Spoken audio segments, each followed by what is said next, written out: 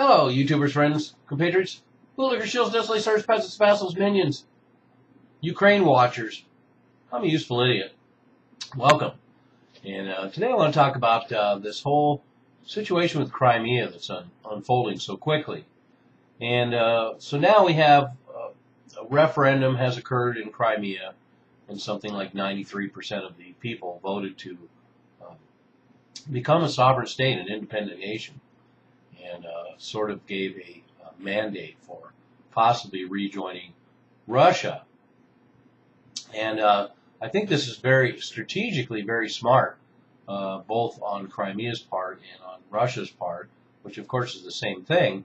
But this whole expedition of these events very quickly is making it very hard to calculate reaction. So Russia is taking control of this situation very quickly and very effectively.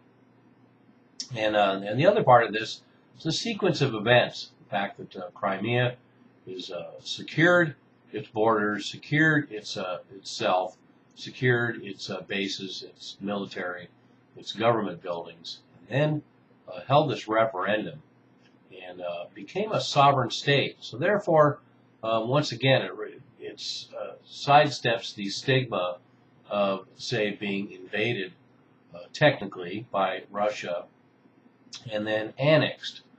Now we have Crimea as a sovereign independent state right now. And Russia very quickly has recognized Crimea as a sovereign independent state. And now, should Crimea choose, then they will apply to be part of the Russian Confederation and then be annexed back into Russia. And Russia is also being very calculating right now, going through rigorous steps, legal steps that apply in Russia and in Crimea as far as they're concerned, to possibly incorporate Crimea back into Russia per their constitution and their legal framework, as I just mentioned. So very, very, very smart on the part of Russia and Putin. And there's also been discussions of possible incursions by Russian troops into other parts of Ukraine, but I haven't seen any confirmation of that yet. So just from a strictly strategic observation, seems like Putin has made all the right moves here, and we shall see where Crimea goes next. The fact is that if Russia and Crimea do plan to reunite, then that will also happen very quickly. I would imagine within a matter of days, if not just a little more. And once again, this will catch everyone off their timing. And we already have these sanctions being put against certain players by the EU and the United States, but I'm going to discuss that in a separate video about the money clusterfuck going on in Ukraine now. The looting has begun, and the money is flying, and in the end, that's what this is all about. But I also want to mention that this referendum in Crimea, and now they have declared themselves a sovereign independent state.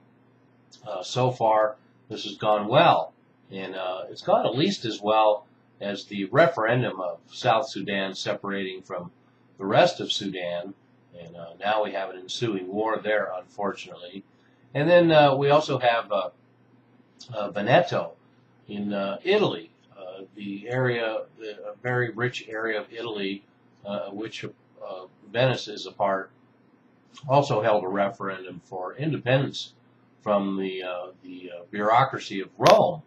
So let's hope that referendum goes well, and let's see if Rome ends up invading Veneto.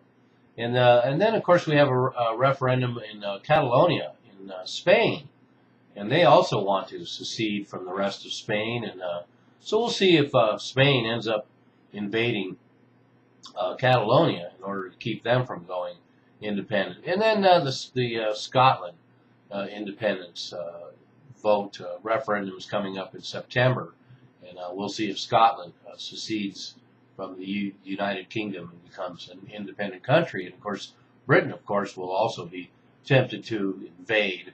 And so we have a lot of upcoming wars, potential wars that could potentially spark World War III, as a lot of my fellow pundits here on YouTube like to fear. So I think World War III is going to start probably in Spain, Italy, or Scotland.